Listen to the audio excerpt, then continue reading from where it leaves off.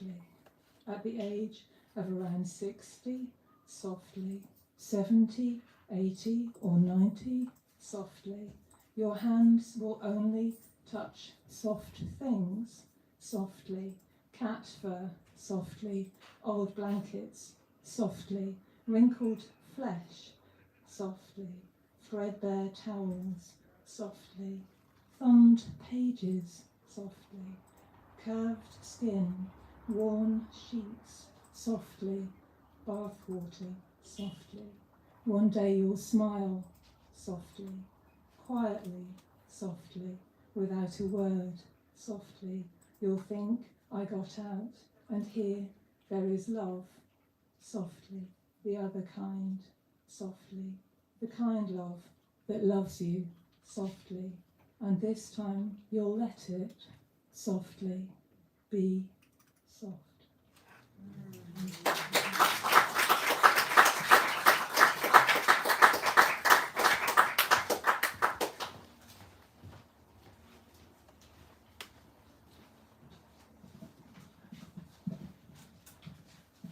Thank you so much, Jess. And now up next is Chris Baral. Chris Baral is a lifelong poet whose writing focuses on nature and politics. She lived in the San Francisco Bay Area for many years before settling in the Berkshires in western Massachusetts, where she serves on the Conservation Committee for the town of Egremont. She works at Hush Vineyards, a regeneratively farmed winery located in Anderson Valley in Mendocino, California, and writes poetry whenever she can. She finds inspiration and balance during very early morning kayak rides. Her poem, Fractals, was selected to be included in the print anthology of the Nature of Our Times, Poems on America's Lands, Waters, Wildlife, and Other Natural Wonders, due in September 2025, from Paloma Press, in collaboration with Wick Poetry Center at Kent State University and Poets for Science. Everyone, please welcome Chris.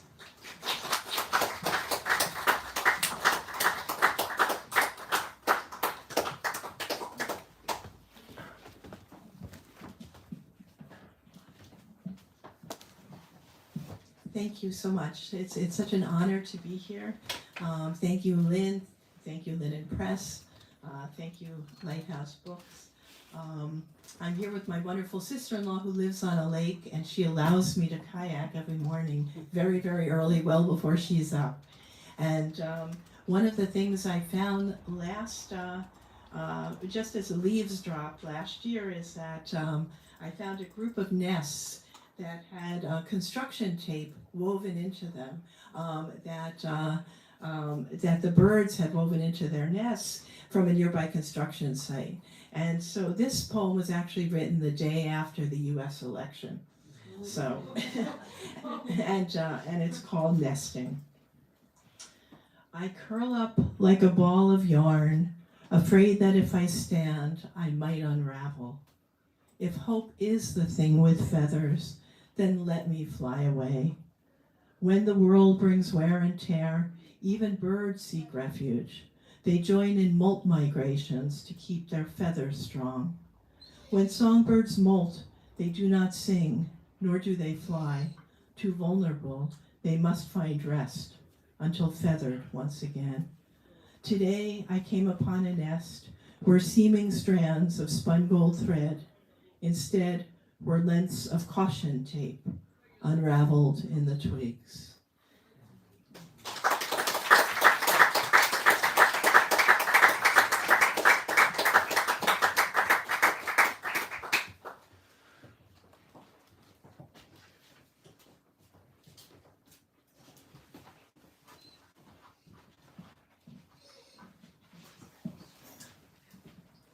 Thank you so much, Chris.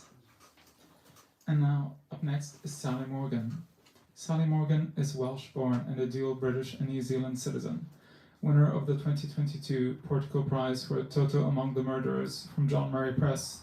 Sally was longlisted for the New Zealand Jane Medicott Acorn Prize for Fiction and shortlisted for the Hebert Church Prize for Best Work of Fiction in 2021. She has been published in Landfall Literary Journal, The Guardian, The Irish Times, the spin-off International Journal of Heritage Studies, Journal of Historical Geography, European Journal of Cultural Studies, Journal of Visual Arts Practice, ACT, Writing, Art, and Others. Please welcome Sally to the stage.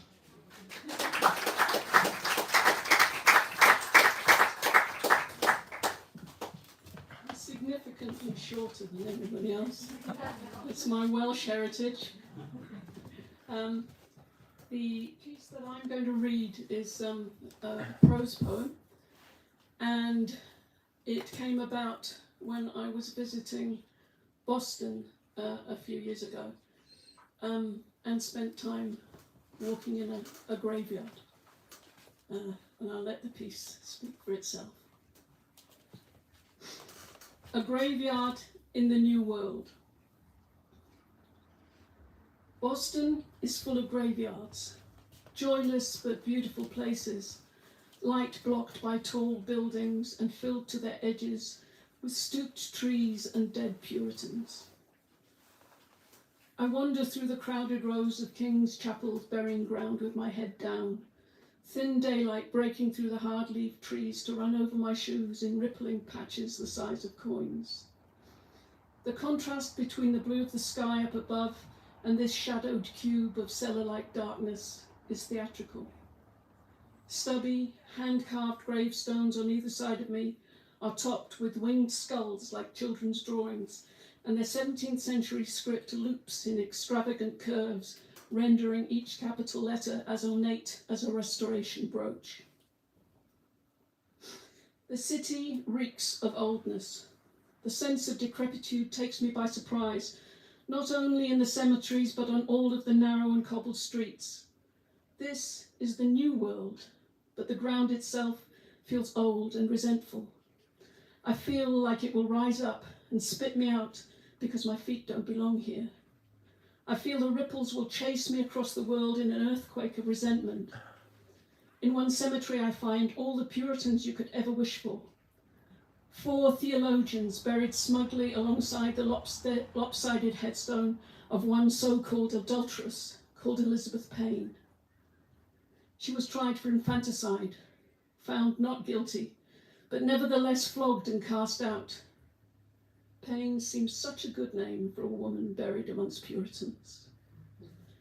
Everywhere in this gloom, stars and stripes hang hunched like closed winged moths on poles propped against patriot graves.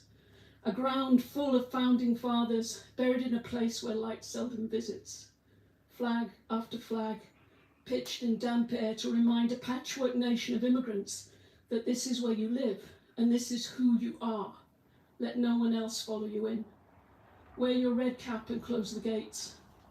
Fly those American flags, some green with mould, some thinned by time and falling apart. This is America. This is where America was made, in this graveyard.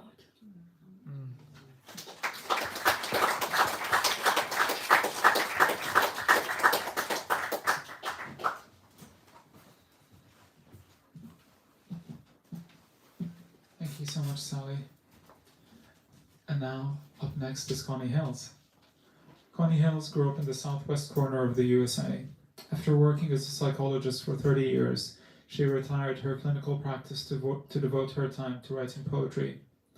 Her poems have appeared in journals such as Porter Gulch Review, Red Rock Review, Red Wheelbarrow Literary Magazine, Bark, San Diego Poetry Annual, and Catamaran. She's a Pushcart nominee.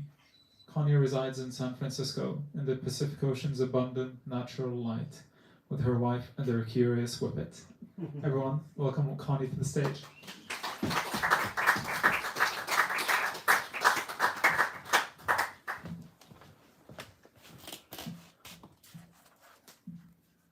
Okay, I'm here. I'm queer, no, from California, and I'm so happy to be in this book, and thank you to all the other poets that came, and friends and family to hear us. I wrote this poem after a 4-hour low vision exam, which, as you can imagine, was very tedious and strenuous and stressful. And have you ever had one of those days or moments in your life where everything is scary and it's going wrong and it's hellish and you don't know what to do, and then at the same time something beautiful happens and it kind of drops down right into the middle of it all. I like to call it grace, but I think we write poems to be able to step into the river again of moments that we don't want to forget. So that's why I wrote this poem. And it occurred on a atmospheric rainy day. These atmospheric river rains in the world are just destroying towns, bridges, homes. They're intense. So that was another aspect to the day that was not too pleasant. Atmospheric rain. Rain's wet feathers fall on early mauve magnolia blossoms. A grove of shimmering redwoods pronounce this land sacred. As university students scurry behind window walls where a woman of science tells you your retina cells are dying. Something you already know, as unlit rooms and dark streets have become gray, gauzy film noir with swift-moving characters. You sidewind through slush in the blurry night and find respite at Tacos Oscar. Rivers of rain drumbeat the aluminum roof. Across the black patio, garlands of tiny white lights hang, glisten on walls. Heat lamps spark like fireflies over the French Broad River. Above a flickering votive, your wife's eyes birth 2 new stars. Warm cumin rises from the paper plates of chicken tinga tacos. Comfort food, kitchen gods, smoky chiles of surrender. Tonight, inside your dimly lit universe, nothing is shy of enchantment. Thank you.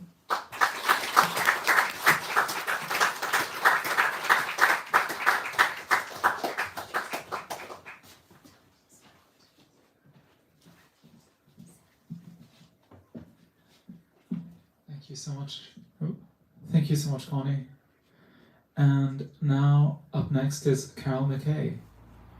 Carol McKay's poetry, fiction, and creative non-fiction have been published widely for over 25 years. Awards include the Robert Louis Stevenson Fellowship. Her website is carolmckay.co.uk. Everyone, please welcome Carol to the stage.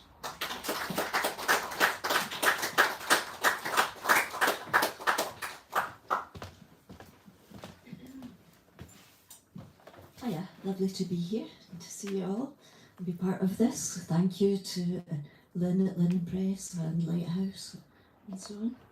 I'm going to read, it's quite a long poem. I wrote it in January because we had a big storm and it reminded me of when I was about 12 and we had a hurricane, which we don't get, but we had a hurricane in Glasgow. But of course, you're also watching the TV and seeing the utter devastation that's happening. So it's called The Storm Woke Us. So it's set in the present, but it looks at the past and it looks elsewhere. The storm woke us. 1968. The storm woke us, rocking the innermost floorboards of our flat as if it could dismantle them, might dismantle them. We didn't know. And we were walking on them, grasping the impermanence of what we'd assumed was solid. Innocent as a child in a war zone, fleeing bombing in a wooden cart drawn by a donkey, lines of light appearing and disappearing between the base planks, shifting with the road's uncertain camber. I was newly turned 12 when the hurricane killed 21 people in Glasgow. Chimneys toppled through slate roofs. Gable ends crumpled to pavements. Tiles crashed from the tops of high tenements, fracturing like shrapnel. 2025. This new building quakes in the harsh blasts haranguing it. Beyond the window, the huge crane, taller than the 1960s high-rise it was built to disassemble, sways in the wind, seeming brittle.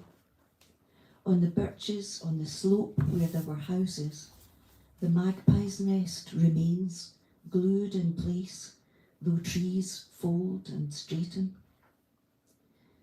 TV is screening the war aftermath. They're reporting 60,000 killed in Gaza. Concrete dust clads people, streets and olive groves. In the storm aftermath, footpaths are strewn with damp twigs, lichened branches, bin litter. Leaf mould on the pavement becomes a prayer rug, patterned with a scattering of scarlet, berries from the shrubs in council gardens. One, translucent as a prayer bead, gleams against the tree's blackened trunk. Thank you.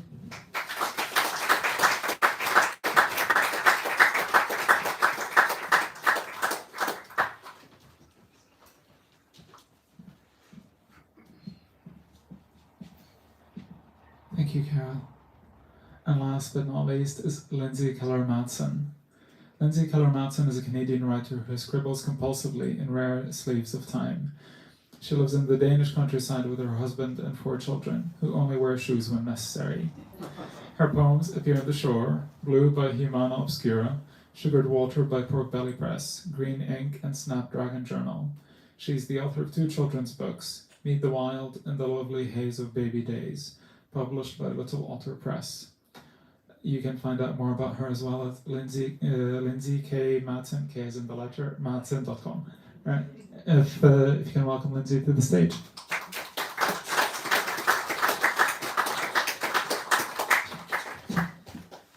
Thank you very much, everyone, for being here. Thank you to Linen Press and really to our community for showing up to hear, I think, these important words. I've known it was important since I heard the call.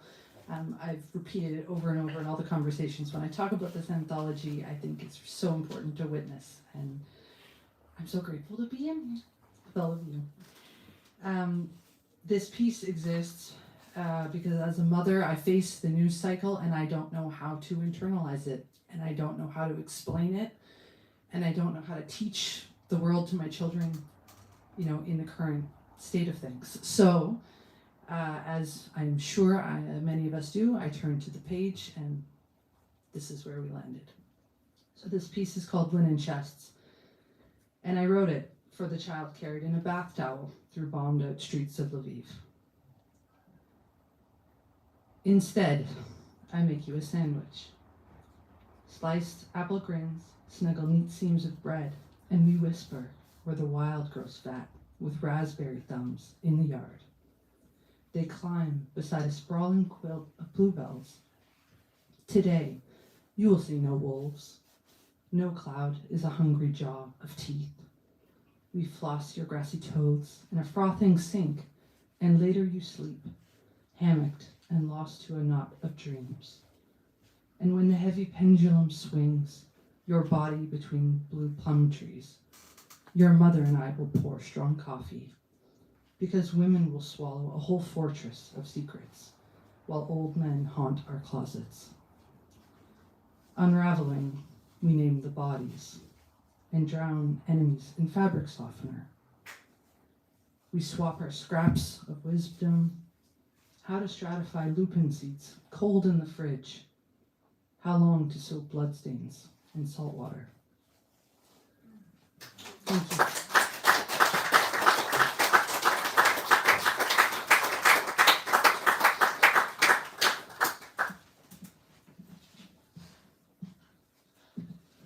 Thank you so much, Lindsay, and thank you so much to everyone for being here. That's all of the readers that we've had for the night. This has been such an incredible evening. Thank you all so much for showing up and for your powerful words. It really has felt like such a balm for the soul, and especially to be able to gather on a day like this and kind of like reflect on everything that's been happening and kind of like to put words to the things that we've experienced. So thank you. You can buy copies of the book up front at the till, and our readers will be here, will be through there as well, kind of like to sign books if you would like. And we will have a wine reception as well. So yeah, please feel free to kind of like take your masks once you kind of like go through and just start kind of like enjoying a bit of the company. But just if you can all help me thank Regi, Jess, Chris, Sally, Connie, Carol, and Lindsay once more. Thank you so much.